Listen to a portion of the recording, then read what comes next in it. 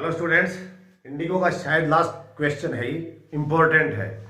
देखिए, Champaran episode was a turning point in Gandhi's life, explain.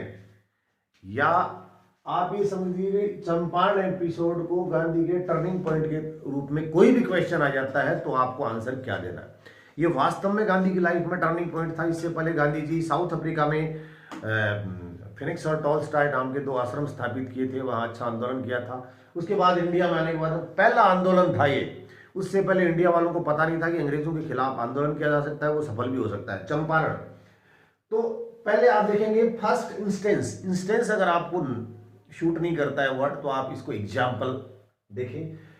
First example of victory of civil disobedience against the British. Nation knew that they could oppose. पहली बार राष्ट्र ने जाना कि that they could oppose the Britisher, the landlord.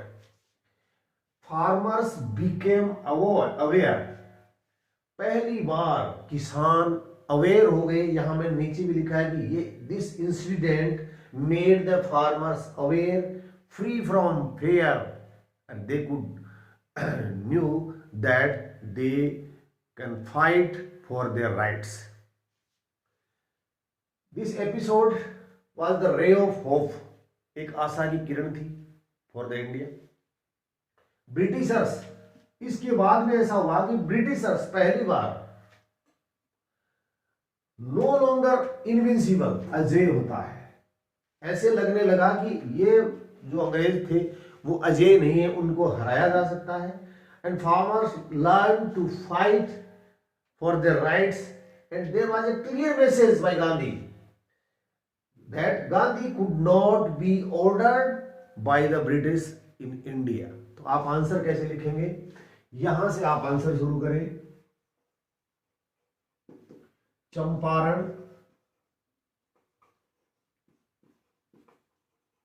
Episode, जैसे question होता है वैसे ही आप शुरू कर लें। was a turning point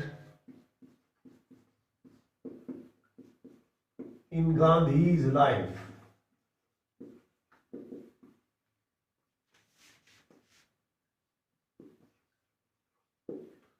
because करोगे तो फुल स्टॉप नहीं लगा सकते। बिकॉज, क्योंकि फर्स्ट इंस्टेंस ऑफ विक्ट्री, कौन? दिस, बिकॉज दिस वॉज, हो सकता है कि आपकी लैंग्वेज इसमें से चेंज हो जाए, लेकिन ये जो मैटर है यही आना चाहिए। इससे रिलेटेड अगर आप बातें बताओगे। This was the first instance, या एग्जाम्पल भी लिख सकते हो आप, of victory of civil disobedience।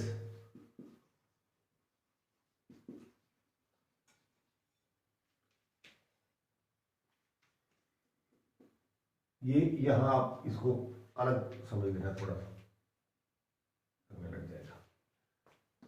Against, आप यहां तक लिखते हो तो ठीक है। ये किसके खिलाफ थी? अंग्रेजों के खिलाफ थी, लैंडलॉर्ड के खिलाफ थी। तो अगेंस्ट,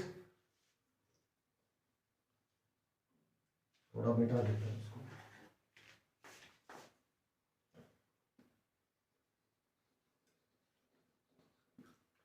अगेंस्ट ब्रिटिशर, ये हो गया आपका सेंटेंस। या देखिए, nation knew that they could oppose. अब आप इसमें इसको लिखने के बाद में आगे और भी जोड़ सकते हो। इन मॉडर्न इंडिया, और बड़ा सेंटेंस बन गया। यहां अगर आप इस सेंटेंस को यहां, because first instance of victory यहां तक रखते हो तो भी ठीक था। आपके इसको लगा के यहां आगे तो भी ठीक है। ब्रिटिश के खिलाफ आगे मॉडर्न इंडिया लिखते हो तो भी ठीक है। जितना बढ़ाओगे आपकी मर्जी है, कोई फर्क नहीं पड़ेगा, गलत नहीं होगा सेंटेंस। उसके बाद में क्या है? Farmers become sorry nation knew that they could afford, पहली बार राष्ट्र ने जाना कि वो अंग्रेजों का विरोध कर सकते हो। तो यहां लिखोगे पहली बार, फर्स्ट टाइम, फर्स्ट टाइम। एक वेपन शब्द भी आप इसमें काम में ले सकते हो, क्योंकि कई बार ऐसे शब्द याद आ जाते हैं। First time the nation knew that दे, अब कैन करोगे तो क्योंकि पास्ट का है तो कुड करना पड़ेगा, they could oppose the britisher,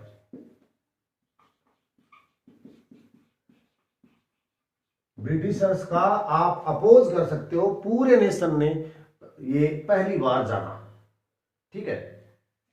और इस इंसिडेंट में क्या हुआ, इसको लाइन को पहले ले लो आप। Incident made the farmers aware free from fair, this incident, कौन सा incident, use of this weapon, इसमें इस स्ट्रॉन्ग वेपन के रूप में आए थे कौन, सिविल डिसओबीडियंस, सविनय अवज्ञा आंदोलन हुआ था, सविनय अवज्ञा आंदोलन, अवज्ञा करना था ना, वो वेपन इसमें काम में लिया था। इसी ने इसको दिस इंसिडेंस या दिस इंसिडेंट, घटना, इस घटना ने मेड द फार्मर्स, यहां आप पीजेंट भी लिख सकते हो या फार्मर भी लिख सकते हो। मेड द फार्मर्स, किसानों को क्या बनाया, किसानों को अवेयर बनाया। अब मैंने कोमा यहां लगा दिया, लेकिन ये तो सिर्फ की पॉइंट है। अवेयर बनाया किसके लिए, वो बात आगे लिखो। Made the farmers aware towards their rights free from fear, तो मेड द फार्मर्स अवेयर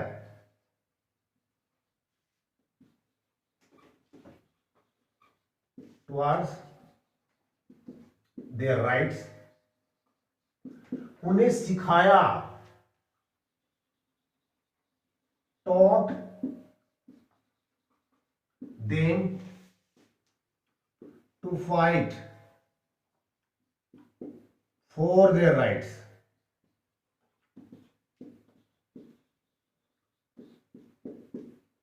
अपने अधिकारों के खिलाफ लड़ना उसे सिखाया। ये और भी अगर चीज आपके दिमाग में आती है तो लिख सकते हो। अब इसके बाद में क्या हुआ, ये एपिसोड एक रे ऑफ होप था पूरे इंडिया के लिए, है ना। तो this episode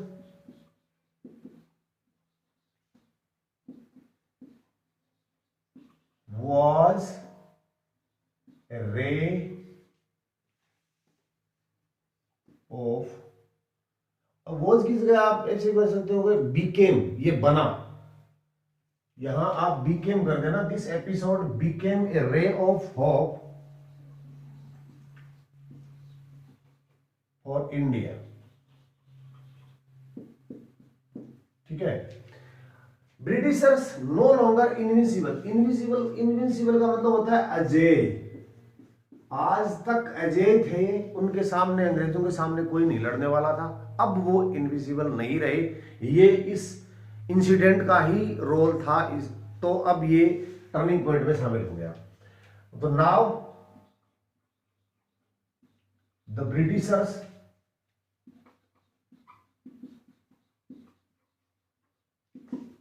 were no longer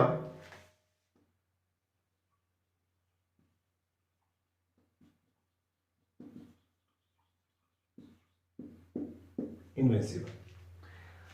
अब लर्न टू फाइट, ये हमने पहले लिख दिया।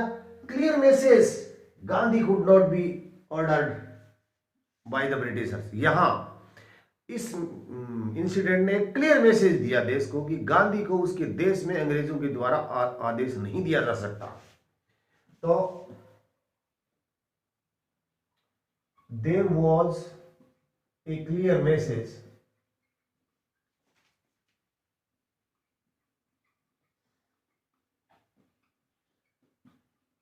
After this incident. अब यहां मैंने ये लाइन ली, आप दूसरा भी कर सकते हो कि this incident gave a clear message, this incident circulated A clear message through out India, message that की गांधी कुड नॉट, क्योंकि पास्ट की बात है ना तो कैन नॉट नहीं कर सकते, could not be ordered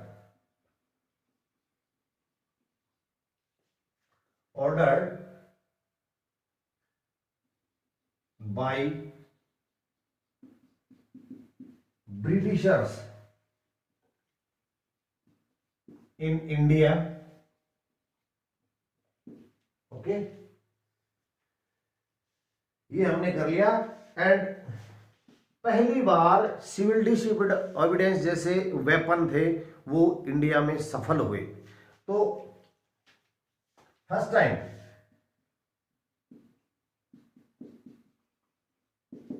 in India. अब ये जो फ्रेज मैंने बनाया है ये आप सेंटेंस के लास्ट में भी काम में ले सकते हो, उसको बनाने के बाद में। तो civil disobedience is used first time in India, या फर्स्ट टाइम इन इंडिया, चलो वहां से ही बना के इसको लास्ट में लगा देते हैं। Civil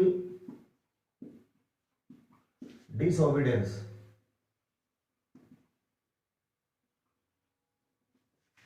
was first successfully used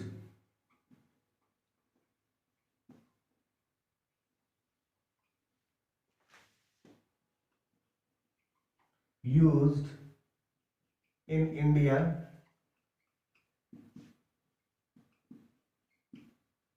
first time. So we can say that this was the turning point in the life of Gandhi. तो ये आपका इस तरह से आप आंसर दे सकते हो इस का उत्तर।